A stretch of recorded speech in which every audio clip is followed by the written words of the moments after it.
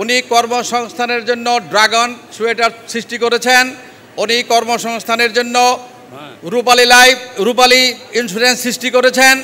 আজকে সর্বশেষে ওনার জীবনের এই ছায়ান নিয়ে এসে এই সোনালী লাইফ সৃষ্টি করেছেন, যেখানে আপনারা সবাই কর্মরত আছেন। সবাই মোস্তফা গোলাম কুদ্দুসের জন্য আপনারা জীবন দিয়ে প্রাণ দিয়ে কাজ করছেন।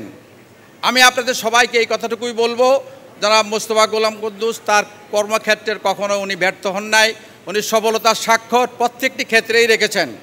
আমি মনে করি আজকেও উনি সোনালী লাইফ ইন্স্যুরেন্সের সাথে যতগুলি কোম্পানি জন্ম নিয়েছিল, প্রতিষ্ঠা হয়েছিল, সেই কোম্পানিগুলির মধ্যে সোনালী নাম্বার 1-এ আছে।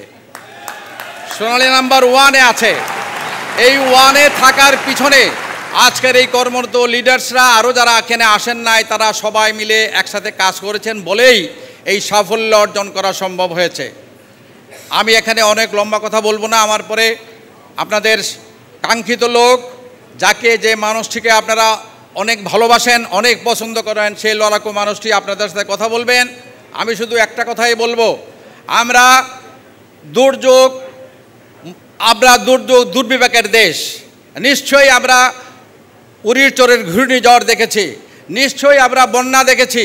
এই বন্যা এখনও শেষ হয় নাই। যেই বন্যায়, যে উরির চরের ঝড়ে মানুষের ঘর বাড়ি, মানুষের জীবন, পশু এবং মানুষ, তাদের লাশ একসাথে ভেসেছে। তারপরেও তো মানুষ থেমে থাকে নাই। তারপরেও মানুষ জীবনে বেঁচে থাকার জন্য স্বপ্ন দেখেছে। সেই ভাঙা চূড়া ঘর, নিশ্চিহ্ন হয়ে যাওয়া ঘর সীমানা ঠিক করে আবার মানুষ, কৃষক কিষানি তার ঘরে ফিরে এসেছে, নতুন করে স্বপ্ন দেখেছে, আবার ঘর বেঁধেছে, আবার নতুনভাবে পথ চলেছে। প্রিয় ভাই বোনেরা আমার, সোনালী লাইফের জীবনেও আজকে ওরকম উরির চরের একটি ঝড়ের মতো, যার সিগন্যাল নাম্বার 20-এর চেয়েও বেশি। সেই সিগন্যালে আপনাদের অনেকের মন চূর্ণ বিচূর্ণ হয়েছে, কষ্ট পেয়েছেন, ব্যথা পেয়েছেন, আহত হয়েছেন, কিন্তু স্তব্ধ হন নাই। আপনারা লড়াকু সৈনিকের মতো লড়াই করেছেন। এই লড়াই অব্যাহত থাকবে। কোনো অন্যায়ের কাছে আমরা মাথা নত করব না। এই অন্যায়কে প্রতিহত করে সত্যের ঝান্ডা আমরা উড্ডীন রাখবো ইনশাল্লাহ। আমাদের যেই ব্যবসা আমরা করতে পারি নাই নানা কারণে, আগামী 3 মাসের মধ্যে সেই 9 মাসের কাজ আমরা ইনশাল্লাহ কভার করব। এই প্রত্যয় আমাদের থাকবে। কি পারবো না আমরা পারতে হবে। আমরা পারবো না এটা আমরা মানি না। কারণ মোস্তফা গোলাম কুদ্দুস এবং আমি নিজে, আমরা 1971-এ মুক্তিযুদ্ধ করেছি। মুক্তিযুদ্ধে আমরা ফিরে আসার জন্য যাই নাই, জীবন দেওয়ার জন্য গিয়েছি। সুতরাং জীবন দেওয়ার মানুষটি কোনো ক্ষেত্রে কোনো জায়গায় আপোষ করবে, অন্যায়ের কাছে মাথা নত করবে, এটা আমি বিশ্বাস করি না।